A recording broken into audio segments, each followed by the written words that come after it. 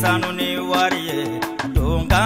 sherefe more donga ka fusani sanu ni wariye kemine je sharefo yo isense kemine je haidara yo jama be ko angata kemine je sharefo yo isense kemine je haidara yo jama be ko angata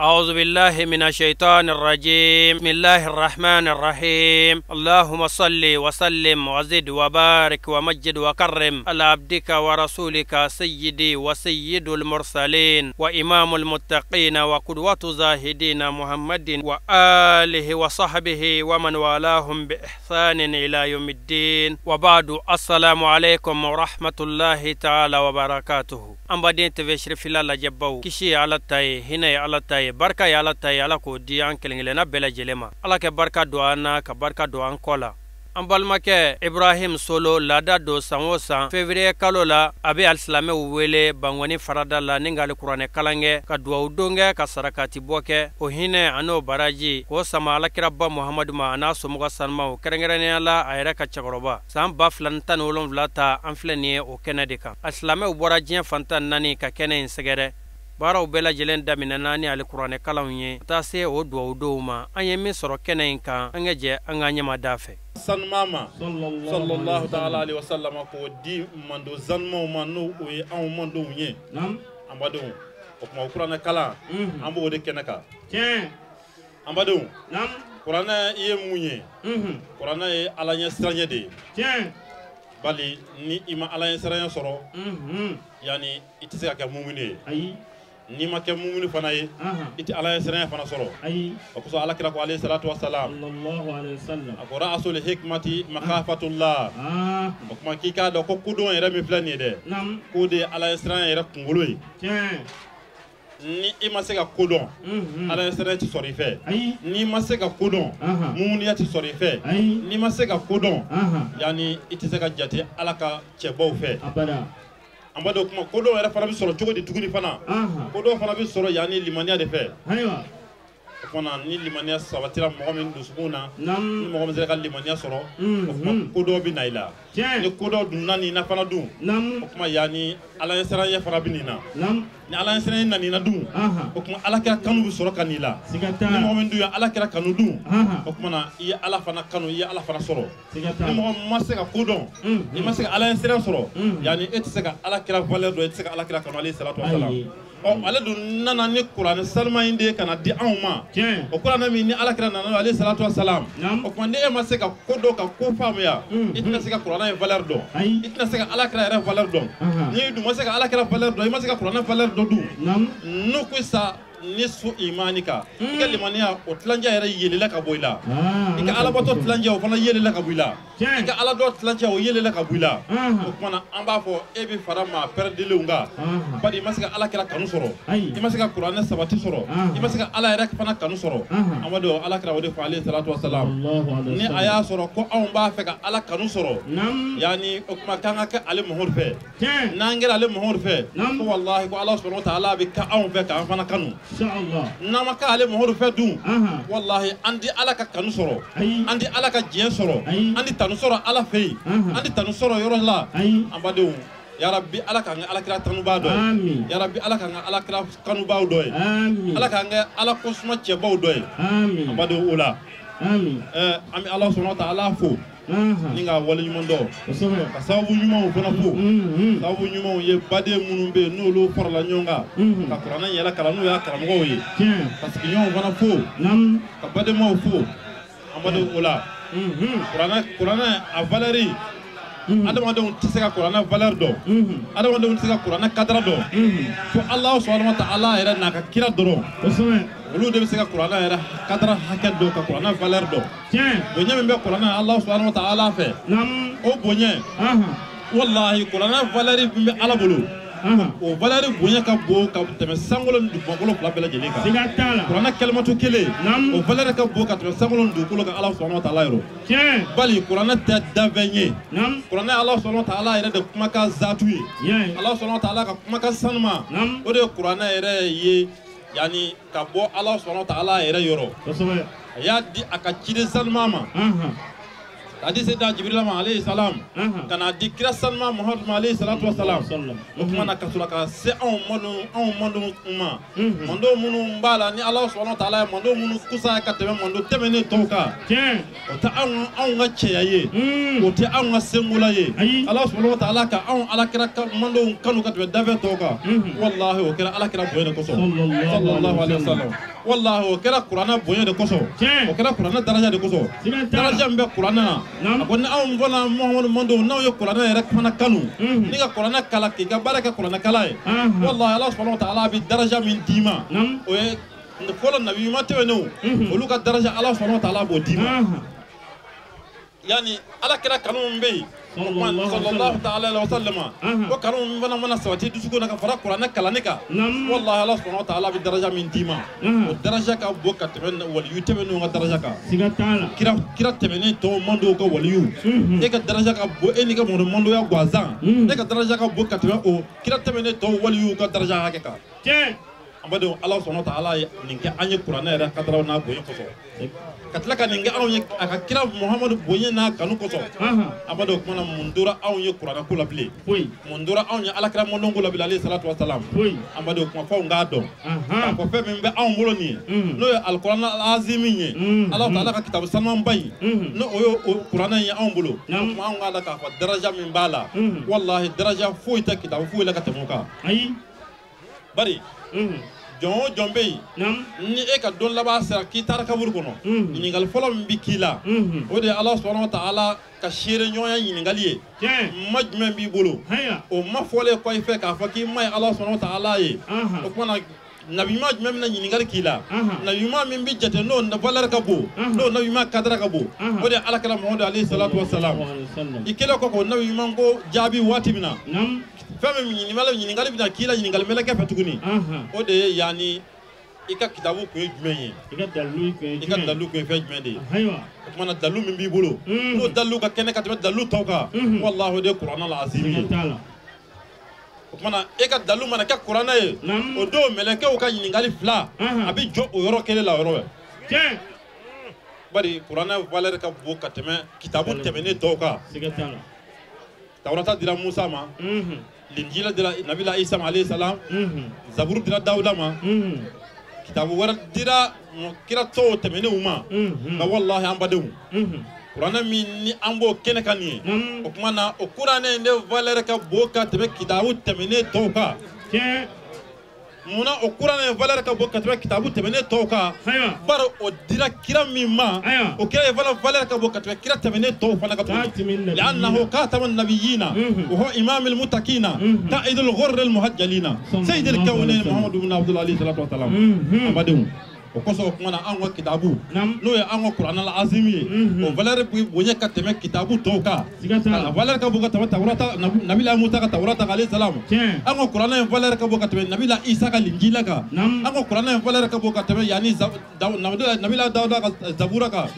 wallahi kitabu fɛn fɛn tɛmɛna Ala subhanahu wa ta'ala ka jidenw bolo an ka kuranɛ azimi valeur ka bon ka tɛmɛ o kitabu tɛmɛnen kelen kelenna bɛɛ lajɛlen kan bari an ka kira alayhi salam Muhammad sallallahu alaihi wasallam ale ye kiraw la kuntigi ye ale ye kiraw la fɔlɔfɔlɔ ye ale ye kiraw la laban ye wallahi sayyidul kawnayni do jirima fila n'o ye kundigimafɛn fila ye n'o ye jinɛ ni hadamaden ye olu kuntigi de ye alakira Muhammadu alayhi salatu wasalam o kuma kuranɛ min dira ale ma o kanu n'o bonya kosɔn o kuma yani an ka kuranɛ valeur bɛ bonya ka tɛmɛ nabi ɲuman tɛmɛnen ni kira tɛmɛnenw tɔw ka kitabu kan siga t'a la amadu kuma an k'a dɔn k'a fɔ Ala subhanahu wa ta'ala ale de fɔlɔ kɛra anw fɛ wallahi Ala subhanahu wa ta'ala de fɔlɔ kɛra anw mɔdɔmɔdɔw fɛ o kuma anw kan ka mun kɛ anw de kan ka tanu de bonya k'o kɔmasegi kɛ Ala subhanahu wa ta'ala ma anw n'a fɔra ko anw hadamadenw anw de kɛra Ala subhanahu wa ta'ala ma fitiriwale ye an kan ka kuranɛ min kala an t'o kala a kalancogo la an kan ka kuranɛ min kala an t'o k'a kɛcogo la an kan ka kuranɛ min kala sanga ni waati bɛɛ an bɛ salaya o kala ni yɛrɛ fana fɛ tuguni amadenw أون دا الله يسوى أن الله سبحانه وتعالى سر سوا عند الله سبحانه وتعالى كانوا سكامة سوا عند الله سبحانه وتعالى كبوي سكامة سوا وكما أمبو بوي مسكي كنا دودة كبي أمبو كورانا كلا كو جيجي أمبو بوي مسكي كنا دكبي والله سورة عني أمسك الله سبحانه وتعالى فوني سمي بنيا فو تامل أم الله تعالى فوني بنيا مي فو أي قرآن من دي أكيرا محمد عليه الصلاة والسلام وكما كو قرآن ينكلا كو جيجي وكما كو كبوي مسك الله سبحانه وتعالى كما كادو كو كأبويا جلالي كو كاكا تانو جلالي كو كاكا كورتا جلالي كو كاكا على فالر فولي أم بدو كمان أم سبي كأودي بعد سورة تونيك الله سبحانه وتعالى والله أما كفيا من مسامة كوبلا نكداني أبو تكانا nangwan daga Qur'an kala ambaka dugolo min safe na kadanya abo dugolo ndafri nanye nangwan daga Qur'an kala ambaka kabakolo min jugoro na kadanya abo kabakolo ndafri ndala wallahi o seba ayi okmana fem bi an kishi Allah subhanahu wa ta'ala ka nyanga tama fem ba an dugu ki an dugu kishi Allah ta'ala ka nyanga tama fem ba an dugu kishi Allah ta'ala ka nyanga tama fem bi an jamana kishi Allah subhanahu wa ta'ala ka nyanga tama wallahi o doy Qur'an kala yi والله ودو صلي على كلام محمد صلى الله عليه وسلم اما دوك ما غادو اوكمانا ني اون بي في انا كيشي سورو ني اون محمد بي في انا تانغا سورو ني اون محمد بي في انا يعني بوني سورو الله سبحانه وتعالى يرو ما اون غا بارا بي قران كلام اون سو قران دفاليلا قران بلبل باي اكلا يا كامل دفالي كلا ساو اكلا يا ايا دو تاكو كلا لا ساو اكلا يا سورا دو تاكو كلا لا ساو اما دوك ما او بي قران على كبوي مسكي او يدون حماية الله كنو ويدون حماية الرسول كنو الله سبحانه وتعالى كتنغ جل من بي الله تعالى كبوي جل من بي والله قرآن نيا كلا كاجيجي ولي قرآن سورة لو كلا كوجيجي والله ويدون الله تعالى كتنغ كنو والله ويدون الله تعالى كبوي كنو أنغا دوك منا قرآن تفن غواساني قرآن تدفني قرآن الله سبحانه وتعالى كمكادي قرآن الله تعالى كبوي دي أيا دكرة محمد عليه الصلاة والسلام أنغا دونك أفودي لا يرددو عليه الله سبحانه وتعالى fe akakuma kani ka ke bonyaye ka ke korota ye ni ka ke sutura ye ka ke korota ka ke yani daraja ye kuma ka ke aw nyere ka lajala ye wallahi subhanahu wa ta'ala qur'an di alakrama kuma ni angwanda kala wallahi aba juze anove alkema jodo nandu bana qur'an e bana kala nima wallahi aba mina anove alkema jodo bare la salata liman lam yakra al-fatihah ماشي سكا سلكي كسلبيني نما الفاتحه كلا ربي على ما بين اصحابه ما قران كلا كننكا ان كان جانتو انير لا القران اما لك او عليك قران اما اكا كلا كاني اكاكي براجي والله اكا تشين اكاكي نياوتاي على كان اسلام وكشوما اتفهمين دو دع ما يريبك الى ما لا يريبك اتفهم فندو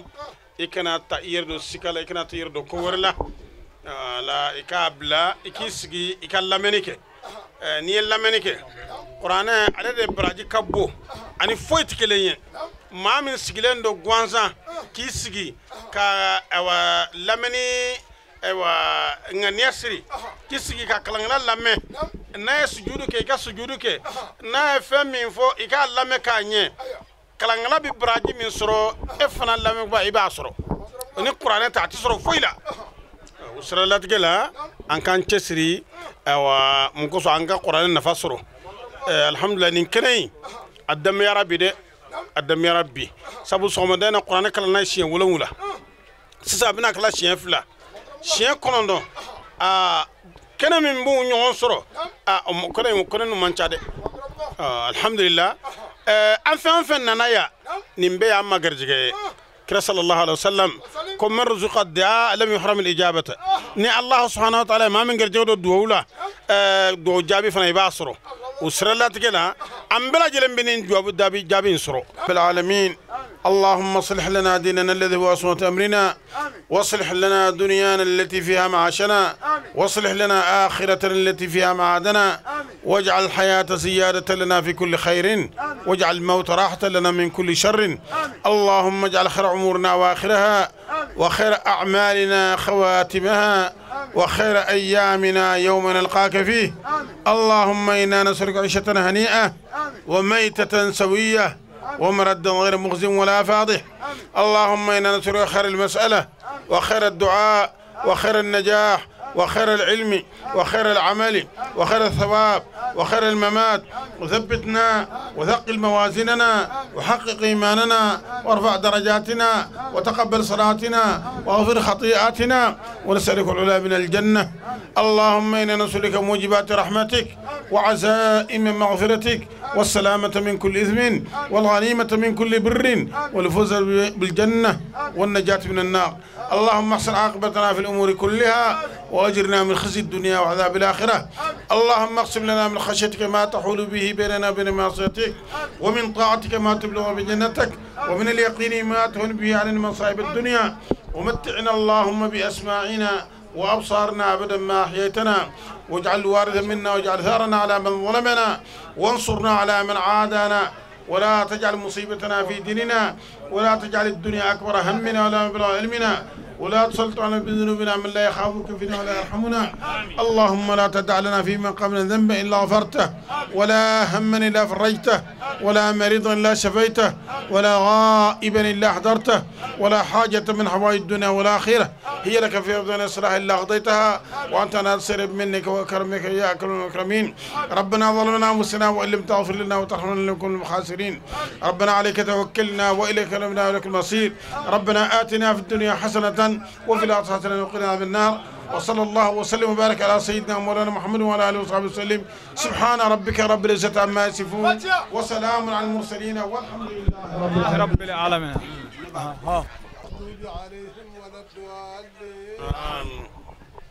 اللهم صل على سيدنا محمد الفاتح لما خلق والغاتم لما سبق ناصر الحق بالحق والهادي إلى صراطك المستقيم وعلى آله حقا قدره ومقداره العظيم.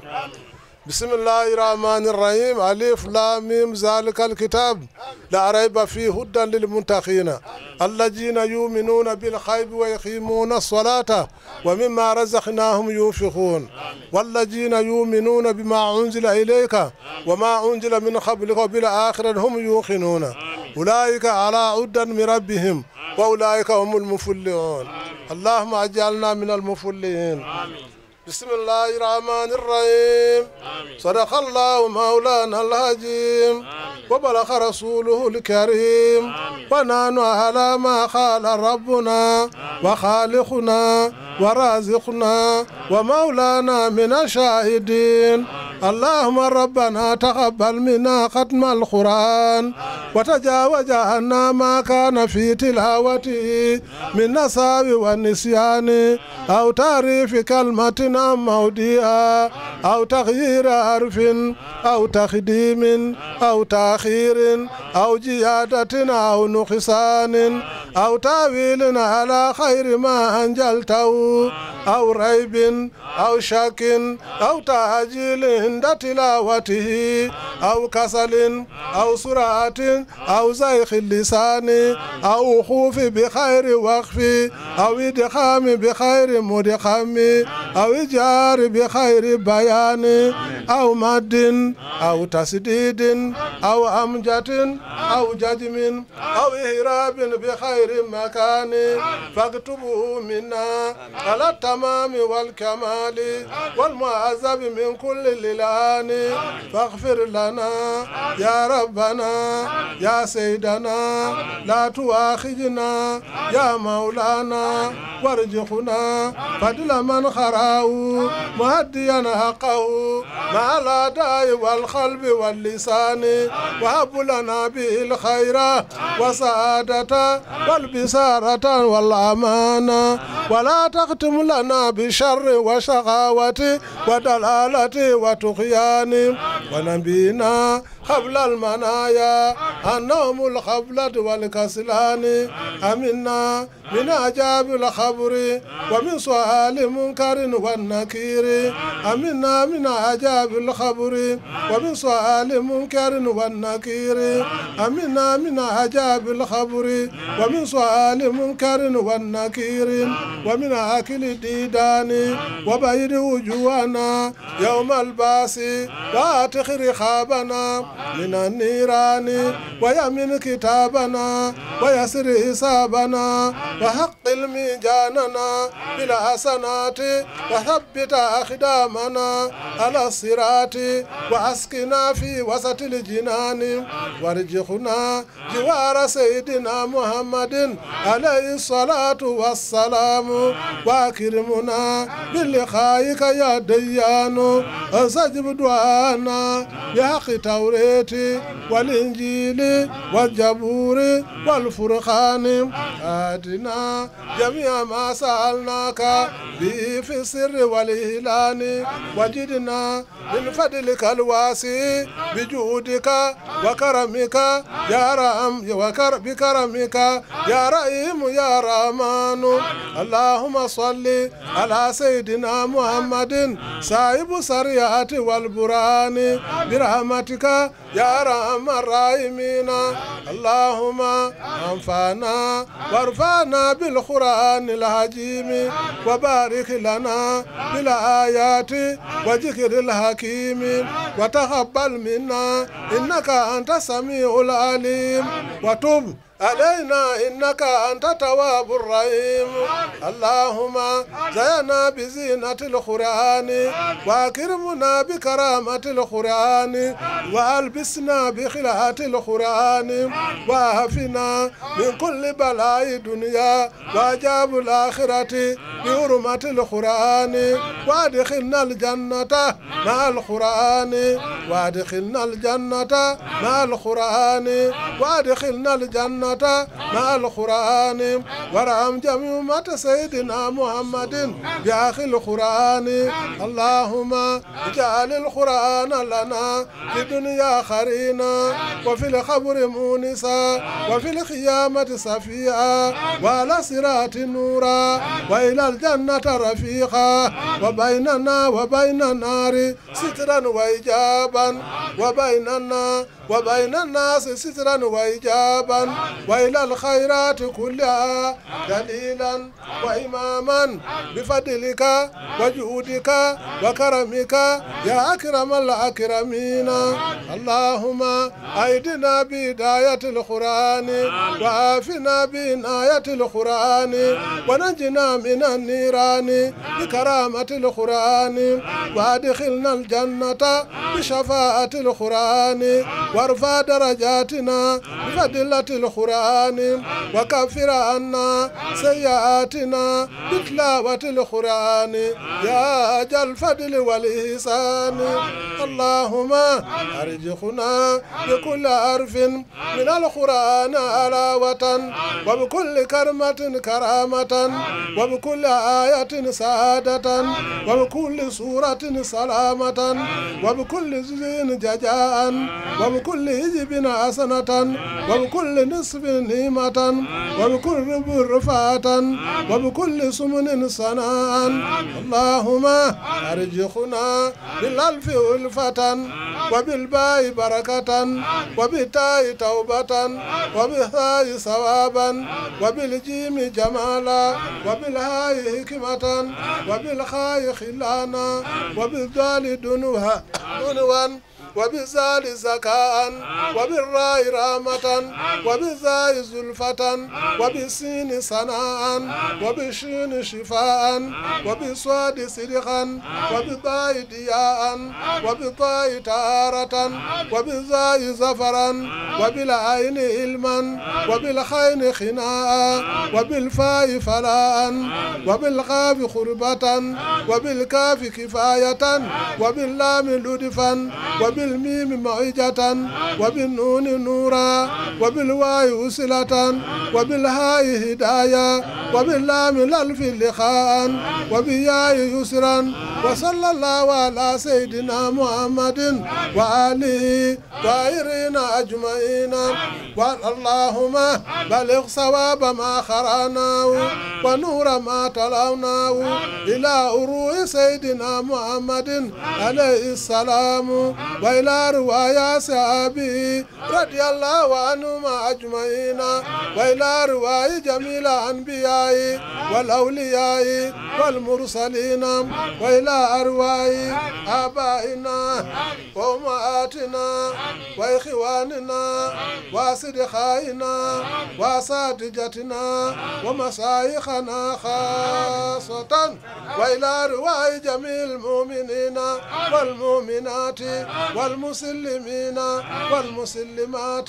الأحياء منهم والأموات أجمعين عامة وإلى جميع أصحاب الخيرات من المؤمنين والمؤمنات والمسلمين والمسلمات اللهم انصر من نصر دينا اللهم انصر من نصر دينا اللهم انصر من نصر دينا واخذل من خذل المسلمين واخذل من خذل المسلمين واخذل من خذل المسلمين آمين يا رب العالمين برحمتك يا أرحم الراحمين يا رب العالمين. الفاتحة. بسم الله الرحمن الرحيم الحمد لله رب العالمين الرحمن الرحيم مالك يوم الدين إياك نعبد وإياك نستعين اهدنا الصراط المستقيم صراط الذين أنعمت عليهم غير المغضوب عليهم ولا الضالين آمين. أما باغون أما باغيما amba de burama ukaniga nafa amba uyama amba de uba di boyle utolaga barga amba uba mana donda amba bagino na amba no barga amba kundo amba bamagana la amba no barga kundo amba de nda bira ubira ka amba segal unyobo amba kanan bayni ya ubo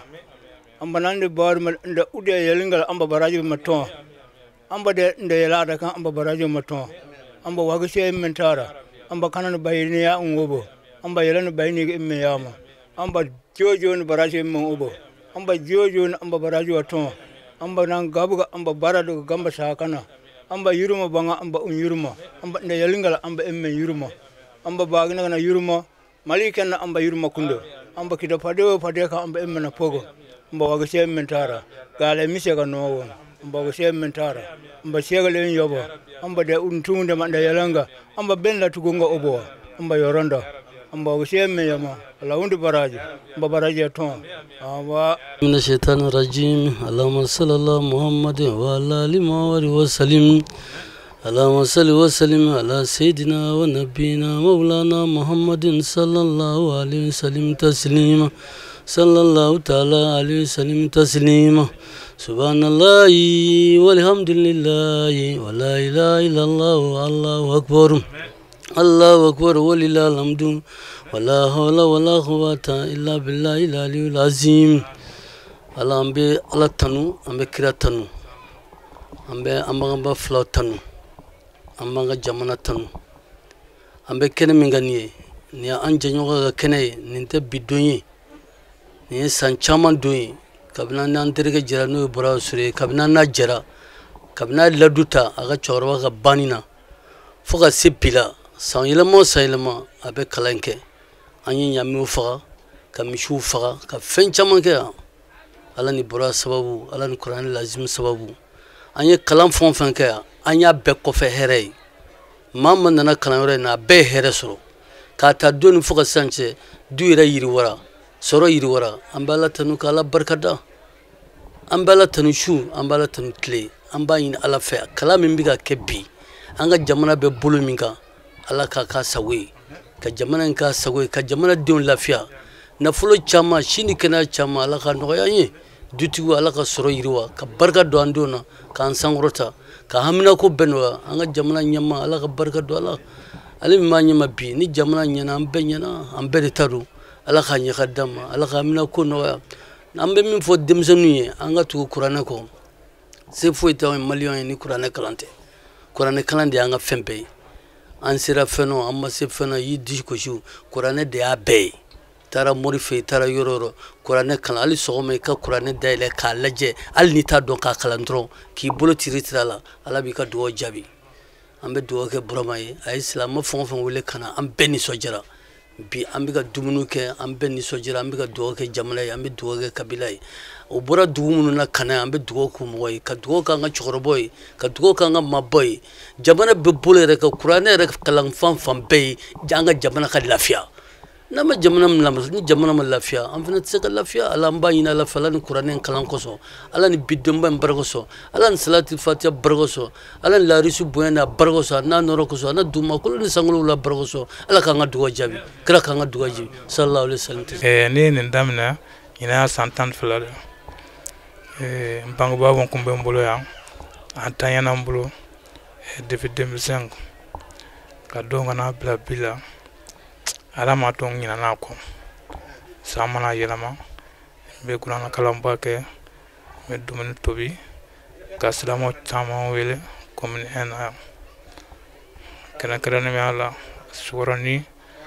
an ka karamɔgɔ fɛn o fɛn bɛ yan ni wele sera a ma su ni wele sera a ma tile o bɛ n'an dɛmɛ fo ka taa jama wasa kuranɛ kalan min filɛ nin ye nin tɛ maa si fa tɔgɔ ye maa tɛ maa ba tɔgɔ ye an bɛ nin kɛ de ka hinɛ se an bangebaaw ma ka n'a bila silamɛsu bɛɛ lajɛlen ma an kɔni bi an kɔni ala de o don an gɛrɛsɛgɛ la ka kɛ san o san an bɛ k'a kɛ an b'a ɲini silamɛdenw bɛɛ vraiment bɛɛ ka tɛ ka nin ko in kɛ min b'a to su ka hɛrɛ sɔrɔ min b'a to an minnu fana bɛ ɲɛnamaya la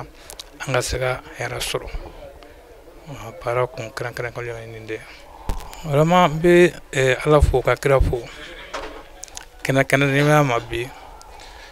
an ka dugu maa ba fila yɛrɛ ye ɲɔgɔn sɔrɔ yan bi o yɛrɛ ye n wasa kosɛbɛ kosɛbɛ an ka alimami bi yan ale yɛrɛ san 40 ani san 3 a y'o de kɛ an ka jamana an ka dugu kɔnɔ alimamiya la nin de y'ale ka nayifu ye donc kabini an ma wele ninnu b'a la an bɛ se k'a fɔ ko ninnu y'a daminɛ o y'a sɔrɔ an ka dɔgɔ ka bɔ fo ni yɔrɔ janba ye ka na kunbɛn vraiment o ye n wasa donc o tɛmɛnen kɔfɛ kɛrɛnkɛrɛnnenya la commune Sukɔrɔni alimami minnu bɛ yan karamɔgɔ minnu bɛ yan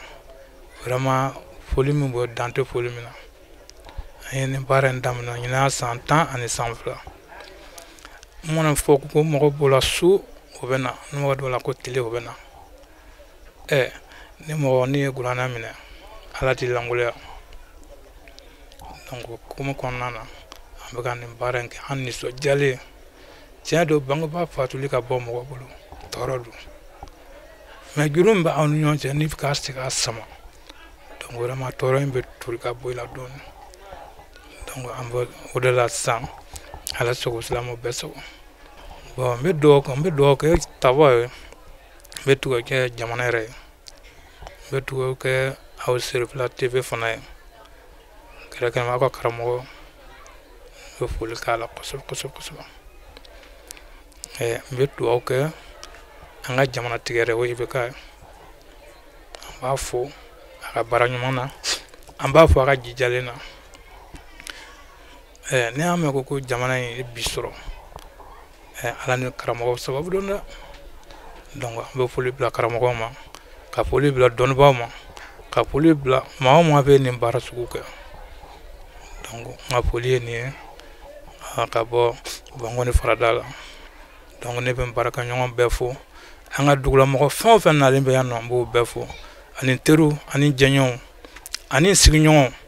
vraiment dan tɛ foli min na n b'a f'u ye. ilaha illallah muhammadu rasulullah ilaha illallah muhammadu rasulullah la ilaha illallah muhammadu rasulullah ilaha illallah muhammadu rasulullah la ilaha illallah muhammadan rasulullah ami ala fo bi ka sufi adama fo burama solo ka burama fo ka barka da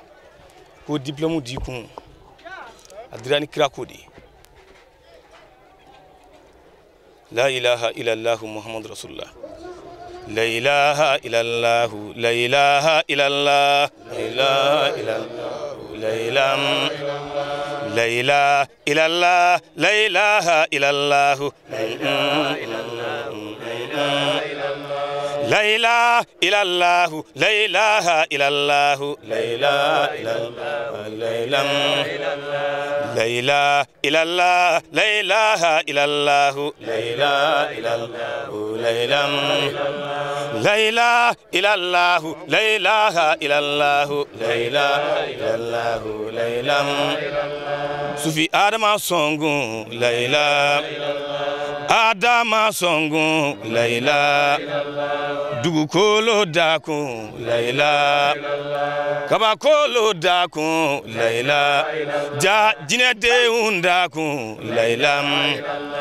Farafi undaku, la ilaha Auma faraje udaku me, la ilaha Qur'ana daku, la ilaha Ama Qur'ana daku me, la ilaha La ilaha illallah, la ilaha illallah, la ilaha illallah, la ilaha La ilaha illallah, la ilaha illallah, la ilaha illallah, la ilaha Kabakolo daku, la ilaha Auma kabakolo daku me, la ilaha Waliju daku, la ilaha Ama waliju daku me, la ilaha Qur'ana jingu, la ilaha Ama Qur'ana jingu me, la ilaha La ilaha illallah, la ilaha illallah, la ilaha illallah, la ilaha La ilaha illallah, la ilaha illallah, la ilaha illallah, la ilaha Mamadu manga, la ilaha Mamadu manga, la ilaha Muhammadu manga, la ilaha Dukolo sanve, la ilaha Muhammadu manga, la ilaha Kabakolo sanve, la ilaha Muhammadu manga, la ilaha Qur'ana kono, la ilaha Muhammadu manga, la ilaha Arabu chero, la ilaha Muhammadu manga, la ilaha Farafi unjero, la ilaha La ilaha illallah, la ilaha illallah,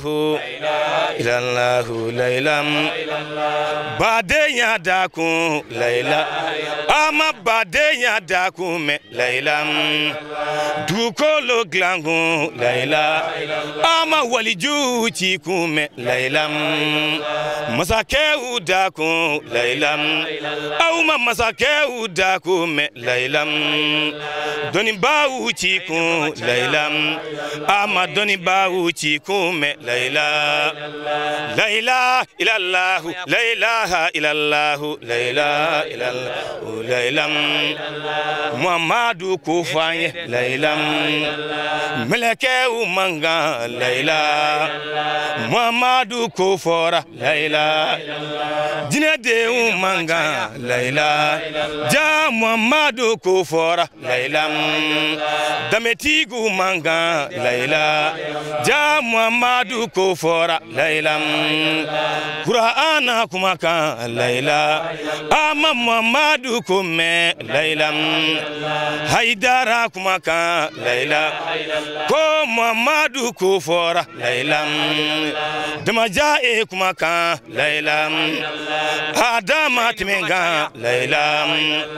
Muhammadu kufora, la ilaha Shekene timenga, la ilaha Ja Muhammadu kufora, la ilaha Segu sala timenga, la ilaha Ko Muhammadu kufora, la ilaha Qur'ana jigingu, la ilaha Muhammadu kufanye, la ilaha La ilaha illallah, la ilaha illallah, la ilaha illallah, la ilaha La ilaha illallah, la ilaha illallah, la ilaha illallah, la ilaha illallah, Muhammad Rasulullah. Alhamdulillahi rabbil alamin badew ambe aw fo ka wali mando aka nyama dalla malikono ani malikoka nin tuyanye bangwani faradala Ibrahim Solo ale be laadala duwawu kalan min kɛ k'ale kuranɛ kalan kɛ ala be se k'o hinɛ se alisilamisɛw kelenkelenna bɛɛ lajɛlen ma cogo min kɛrɛnkɛrɛnnenya la a yɛrɛ ka cɛkɔrɔba san 2017 ta nin tun ye o kɛnɛ ye an b'a deli ala fɛ a y'a dabɔ min kama ala kan'an fɔ o kɔ a hinɛ a n'a baraji ala k'a se alakiraba ma a n'a sodingɛ sanumaw a n'a ka sahaba ɲumanw ne alisilame ɲuman kelenkelenna bɛɛ lajɛlen k'an mɛn nin baaraw ɲɔgɔnna na sarakatiw sama an ka banbatɔw ma ala m'o kɛra an ye ala kan'an malolen kɛ ka taa u sɔrɔ ye a k'an bɛn diɲɛ waati wɛrɛ wa shukuran lakum fi amanillah